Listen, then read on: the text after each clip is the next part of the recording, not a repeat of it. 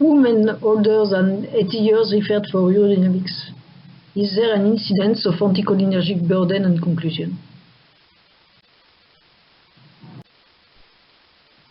A consequence of population aging is an increasing number of women older than 80 years with complaint of LUTS. Urodynamics is required for diagnosis and to propose management. Another consequence of population aging is the occurrence of a wide range of chronic conditions which imposes many medications in a day. Patients take one or more anticholinergic drugs. Their sum gives the anticholinergic burden. Recall that anticholinergic drugs were the first-line treatment for OAB before beta-3 agonists. Aims of study were for the first time to search for the incidence of anticholinergic burden on urodynamic study for non-neurologic women older than 80 years.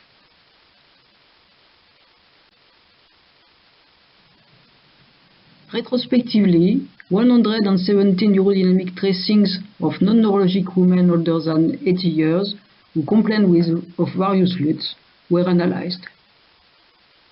Main complaint was incontinence, stress, mixed or urge, and some women had other complaint without incontinence.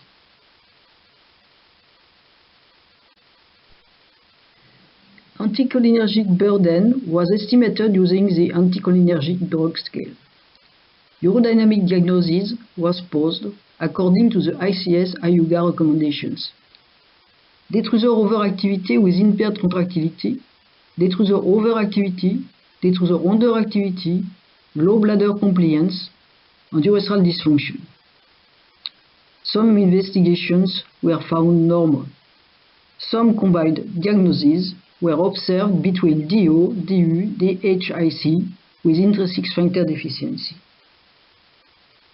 As anticholinergic drugs modify detrusor contraction, an evaluation of detrusor contractility with the VBN parameter K was made in order to analyze the effect of anticholinergic burden on that population. Parameters allowing K computation are initial bladder volume with a voided volume higher than 100 ml, maximum flow, and detrusor pressure at maximum flow. Thus, files with an intubated flow will be more accurately analyzed. 81 women succeeded in intubated flow, but only 70 had a voided volume higher than 100 ml and so had evaluation of the VBN detrusor contractility parameter K. Main complaints versus anticholinergic burden were given in Table 1.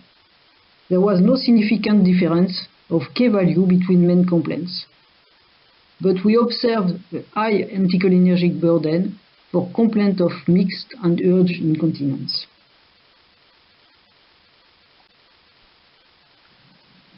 Urodynamic diagnosis versus anticholinergic burden was given in Table 2. K values were consistent with previous evaluation for a population older than 75 years with or without anticholinergic medication. Treatment by anticholinergics leads to a decrease of detrusor contractility. High anticholinergic burden is a consequence of LUTS treatment by anticholinergics. It is observed in women with mixed and urge incontinence. In that population, predominance of mixed and urge incontinence could be the consequence of a previous treatment of some existing LUTS by anticholinergics.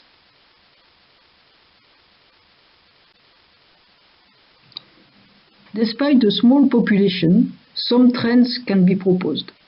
Looking at urodynamic diagnosis, no significant difference in anticholinergic burden between urodynamic diagnosis with a trend to lower value of anticholinergic burden for combined diagnosis of DO-ISD and normal.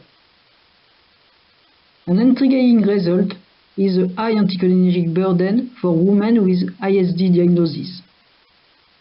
This is the consequence, as for stress urinary incontinence complaint, of a former treatment of detrusor overactivity for 3 women.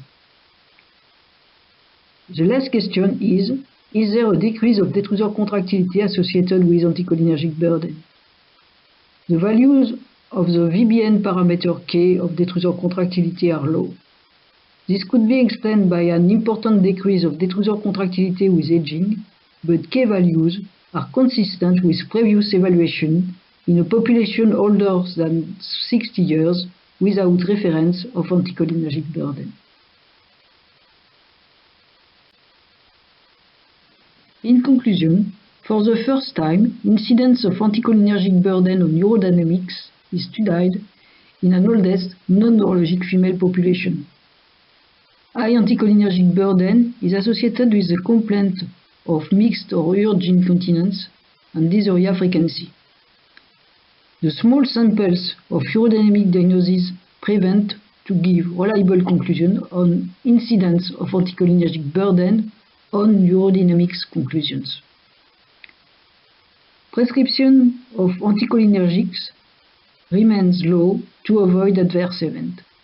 Incidence of anticholinergic burden seems not very significant as the value of the VBN parameter of detrusor contractility K are consistent with previous evaluation. Despite the controversy for the prescription of anticholinergic drugs in elderly, further studies should include larger population.